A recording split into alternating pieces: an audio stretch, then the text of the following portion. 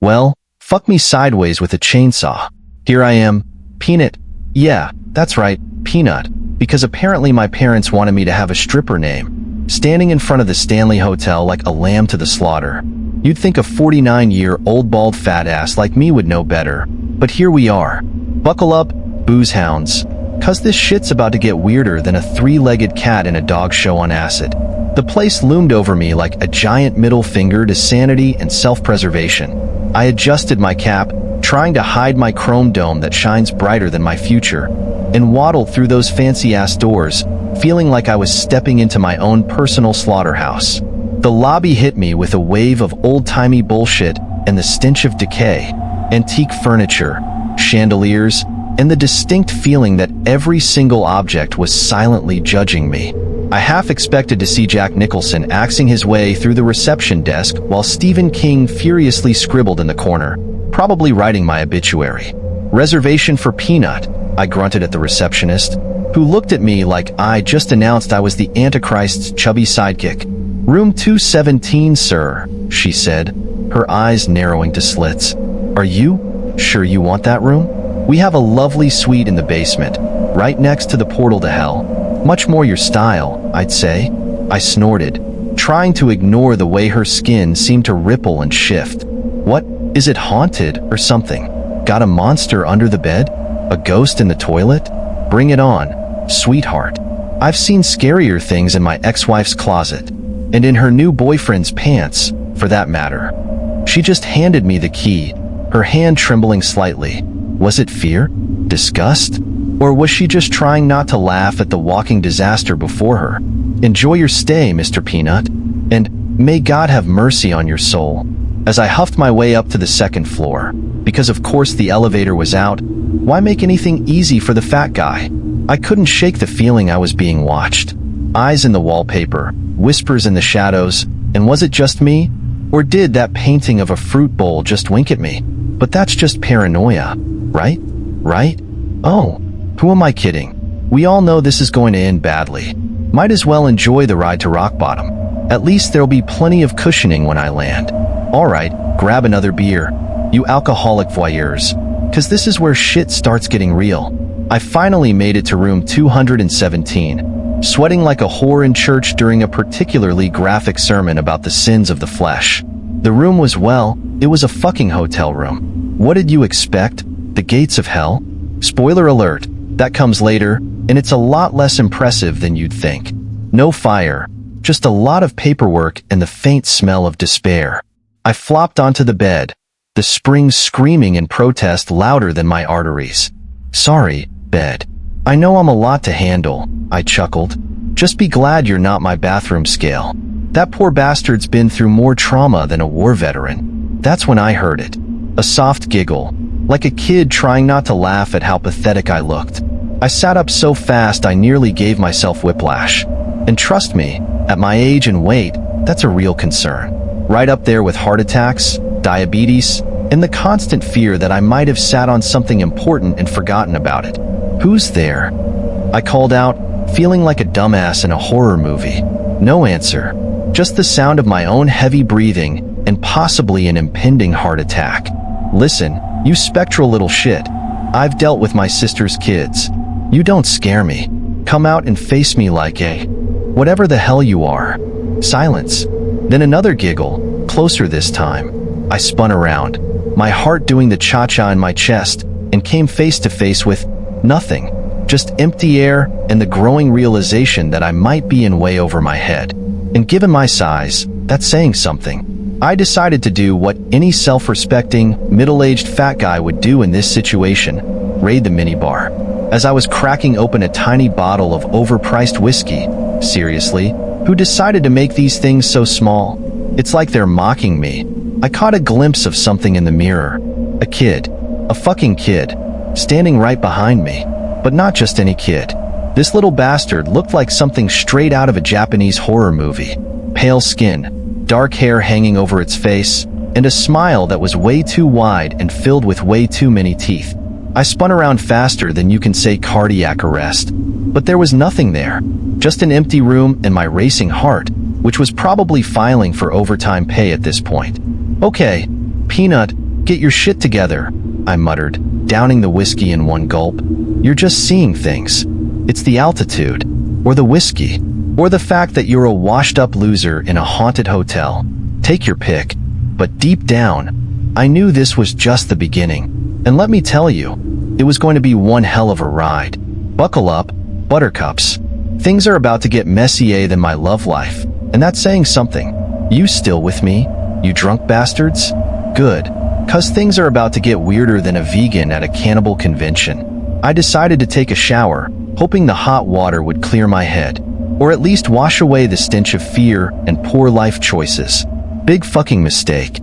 The kind of mistake that makes your high school prom night look like a minor faux pas.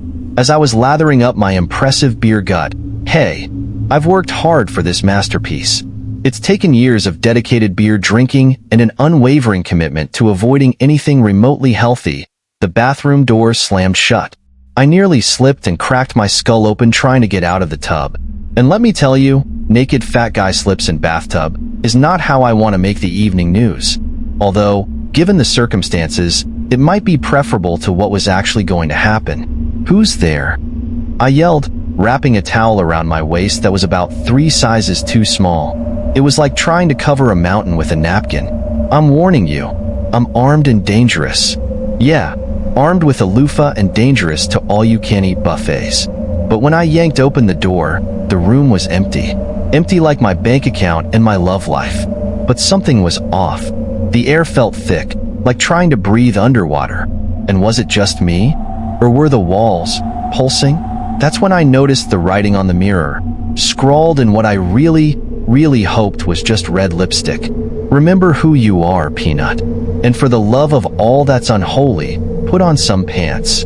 Now, I ain't no scaredy cat, but that shit had me more on edge than a cat in a room full of rocking chairs. I got dressed faster than you can say heart disease and headed for the bar. If I was gonna deal with this haunted hotel bullshit, I needed more booze in my system. Because alcohol always helps in horror movies, right? It's practically a survival tool, right up there with flashlights that don't work and the ability to trip over absolutely nothing while running from the monster. As I was leaving, I could have sworn I saw something moving in the toilet. A pair of eyes, blinking up at me from the porcelain depths. I slammed the lid down and made a mental note to hold it in for the rest of my stay. Or maybe for the rest of my life. The hotel bar was like something out of a time warp, if that time warp was designed by Salvador Dali on a particularly bad acid trip. All dark wood and brass fixtures, with shadows that seemed to move when you weren't looking directly at them. I half expected to see the ghosts of Prohibition-era gangsters sipping on ghostly whiskey and plotting my untimely demise. I plopped my fat ass down on a bar stool, praying to whatever deity looks after drunken idiots that it wouldn't collapse under my weight. The wood creaked ominously, like it was considering its life choices. So, I said to the ancient bartender, trying to sound casual and probably just sounding constipated, "This place got any good ghost stories? Maybe a poltergeist or two. A demon that possesses people and makes them do the Macarena?" The old guy's eyes narrowed, and for a second, I could have sworn they turned completely black. "You in room 217? I nearly choked on my drink. How'd you know that? What? Is there a big neon sign over my head that says dumbass in haunted room? Or can you just smell the impending doom on me?" He leaned in close, his breath smelling of stale cigarettes and lost souls. "That room's got a history, son. People go in, but they don't always come out the same. If they come out at all. Last guy who stayed there came out speaking in tongues and trying to sacrifice squirrels to the great old ones. And he was one of the lucky ones." Before I could ask what the fuck that meant, or if there was a gift shop where I could buy I survived room 217 and all I got was this lousy t-shirt and possible demonic possession souvenir, she walked in. And by she, I mean the hottest piece of ass I'd seen since my last Pornhub binge. Long legs, curves in all the right places, and a face that could launch 1,000 ships. Or in my case, 1,000 unrealistic fantasies and probably a restraining order. She sat down next to me, smelling like roses and sin. "Buy a girl a drink," she purred. Now, I may be a fat, bald asshole, but I ain't stupid. Women like that don't hit on guys like me unless they want something. Or unless they're supernatural entities here to steal my soul. But hey, there are worse ways to go. At least I'd die happy. Or at least, slightly less miserable than usual. Sure thing, sweetheart, I said, trying to sound smooth and probably just sounding like I was having a stroke. What's your poison? Whiskey? Vodka? The blood of the innocent? The tears of my shattered self-esteem? She smiled, and I swear the temperature in the room dropped 10 degrees. Maybe 20. Hell, we might as well have been in the Arctic. Oh, I think you know exactly what I like, Peanut. And that's when I knew I was well and truly fucked. And not in the fun way. Holy shit, right? I bet you're all sitting there, clutching your beers and wondering what the fuck is going on. Well, join the club, 'cause I was right there with you, wondering if I'd stumbled into some kind of twisted Twilight Zone episode. Or maybe I was just having a really bad trip.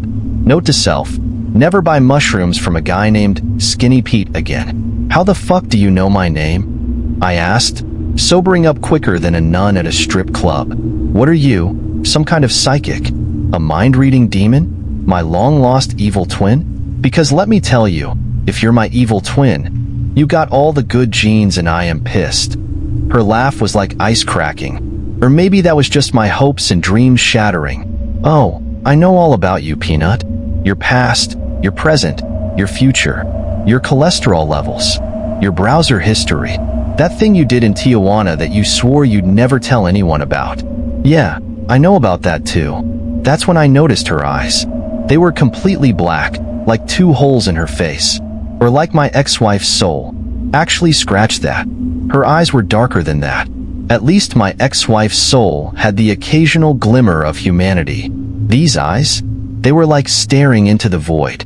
And the void was staring back, probably judging my fashion choices and poor life decisions. What the fuck are you? I whispered, my heart pounding like a jackhammer on steroids. And please don't say your worst nightmare, because I've seen my credit card bill after a drunken online shopping spree, and I doubt you can top that. Her smile widened, showing teeth that were just a bit too sharp. Definitely not the kind of dental work you get from your average orthodontist. More like the kind you'd see on a great white shark, or my ex-wife's lawyer. I'm your past, your present, and your future, darling.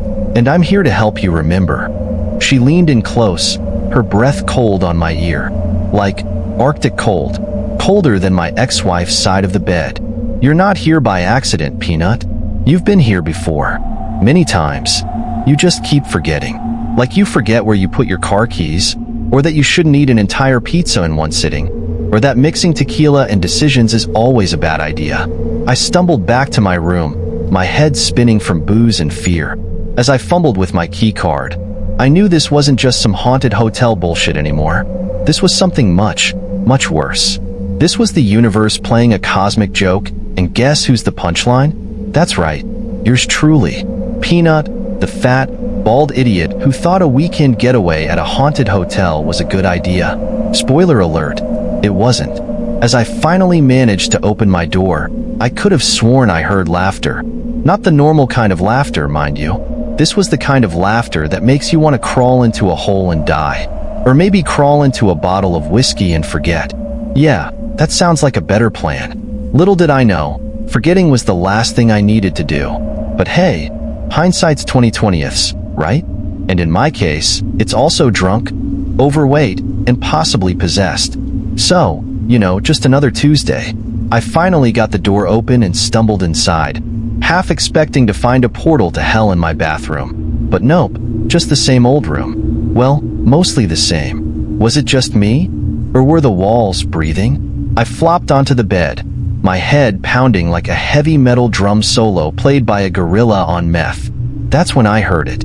A soft scratching sound, coming from inside the walls. Like something was trying to claw its way out. Or maybe it was just the sound of my last few brain cells trying to escape. At this point, I wouldn't blame them. They've put up with a lot of shit over the years. Fuck this, I muttered, pulling the pillow over my head. I'm too old for this shit. Too fat for this shit. Too sober for this shit. Actually, scratch that last one. I'm definitely not sober enough for this shit. But the scratching just got louder and louder until it sounded like whatever was in there was about to break through. Probably my sanity. Or maybe it was just the hotel's way of telling me I needed to go on a diet. We can't support your fat ass anymore, Peanut. The walls are literally closing in. I sat up, my heart racing faster than my metabolism after a Big Mac. All right, you ghostly fucks. I yelled. You want a piece of peanut? Come and get it. I've got plenty to go around. And if you're looking for a snack, I recommend the leftover pizza in my fridge back home. The wall exploded. Drywall and dust filled the air. And I found myself staring at a hole big enough to drive a truck through. And what was on the other side? Fucking darkness. Not the normal kind of darkness, mind you. This was the kind of darkness that makes you want to curl up in a ball and cry for your mommy. Or in my case, for another drink. But Peanut don't cry, and Peanut sure as hell don't run. Mostly because running would require cardiovascular fitness I definitely don't have. So I did what any self-respecting, overweight, middle-aged man would do in this situation. I grabbed the nearest weapon, a lamp that looked like it belonged in a 1970s disco, and stepped through the hole. Here goes nothing, I muttered. Or everything. Probably my sanity, definitely my dignity. The darkness swallowed me like I was a fucking Twinkie. And trust me, I know a thing or two about swallowing Twinkies. I couldn't see shit, couldn't hear shit, couldn't even smell shit. It was like being wrapped in a blanket made of nothing. Or like being at one of my ex-wife's family dinners. No flavor, just a lot of awkward silence. Hello? I called out, feeling like the world's biggest dumbass. Any creepy ghost kids or demon chicks want to come out and play? I've got candy and crippling self-doubt. That's when I heard it. A voice whispering right in my ear. Welcome back, Peanut. I spun around, swinging my lamp like a drunk Barry Bonds. But there was nothing there. Just more darkness. Story of my life. Really? Back? I sputtered. What the fuck are you talking about? I just got here. I haven't even had time to raid the minibar properly. The voice chuckled, and I swear it sounded like it was coming from inside my own head. Great. Now I'm hearing voices. As if my therapist didn't have enough to work with already. Oh, Peanut. You've been here so many times. You just keep forgetting. But this time, we're going to make you remember. Whether you like it or not. Probably not. Suddenly, the darkness lifted. I found myself standing in a massive ballroom, filled with people dressed in old-timey clothes. They were all dancing and laughing, but something was off. Their faces were wrong. Like they were wearing masks made of their own skin. Talk about your extreme makeovers. And there, in the center of it all, was me. But not me. This version of me was thin, with a full head of hair. He was smiling, but his eyes were dead. So, you know, just like my current eyes, but with better packaging.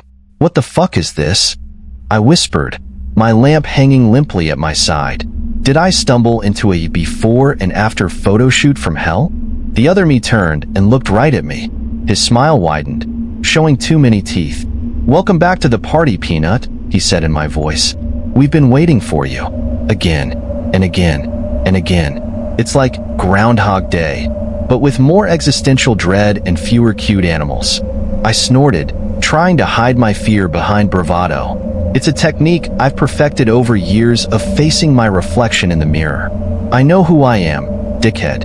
I'm Peanut, the fat, bald asshole who's about to kick your ass if you don't start making sense. And maybe steal your hair while I'm at it. He smiled again, and I swear his teeth looked sharper than before. Maybe he's born with it. Maybe it's Maybelline. Are you sure about that?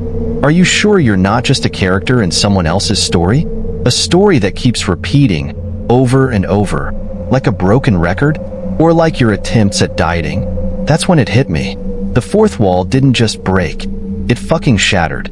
I looked around wildly, suddenly aware of you. Yes, you voyeuristic bastards reading this right now. Don't try to hide.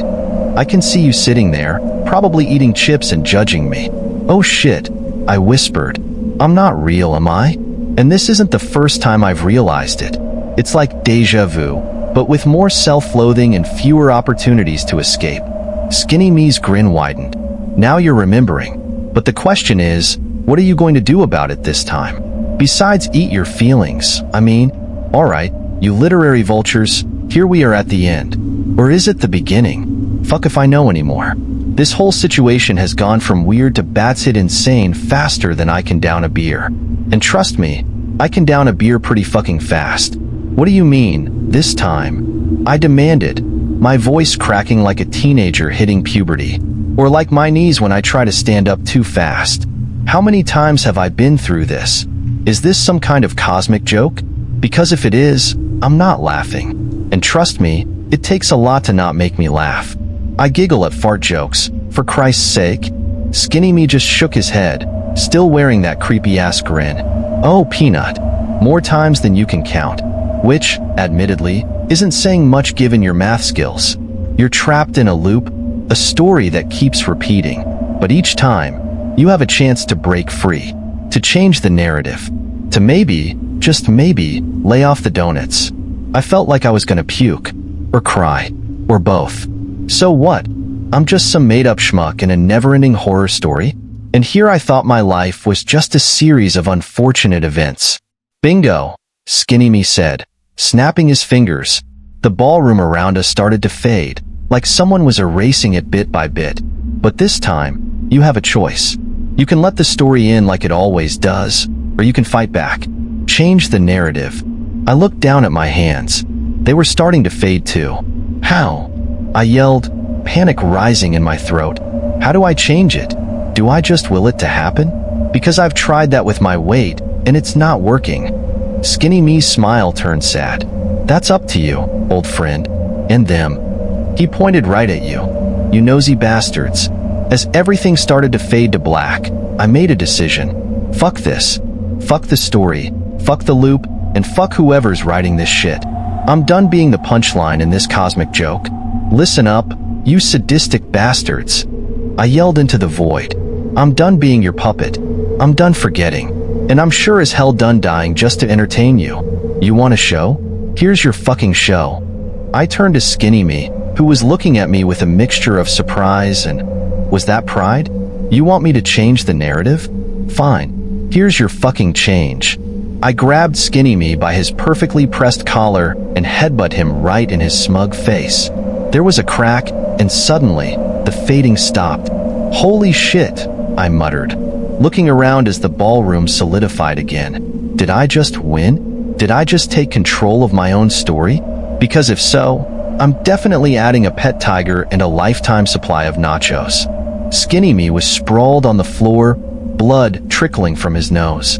But he was laughing. Well done, Peanut, he said, his voice filled with genuine joy. You finally did it. The other dancers started to applaud, their mask-like faces melting away to reveal normal people. People who looked just as confused and relieved as I felt. So what now? I asked, offering Skinny Me a hand up. Is it over? Can I finally leave this haunted hotel and get back to my mediocre life? He shook his head, taking my hand. It's never over, Peanut. But now, you get to write the story. You all do. He gestured to the other former dancers, who were looking at me with a mix of hope and desperation. I looked around at my fellow story prisoners, then back at you, dear viewers. Well, you heard the man. Time for a new story. And this time, I'm making myself a bit thinner, maybe with hair, and definitely with better fashion choices. So here's the deal, you drunk bastards. Next time you're in a creepy old hotel, and you hear a voice in your head making smart-ass comments, that might just be old Peanut. And if it is, do me a favor, don't just listen along. Join in, because in the end, aren't we all just characters in someone else's story? And if we're going to be characters, we might as well be the ones who get the last laugh. Now if you'll excuse me, I've got an eternity of possibilities to explore. Maybe I'll finally hit the hotel gym. Or maybe I'll just raid the no longer ghostly minibar. After all, what's the worst that could happen? I've already beaten the game, right? Right.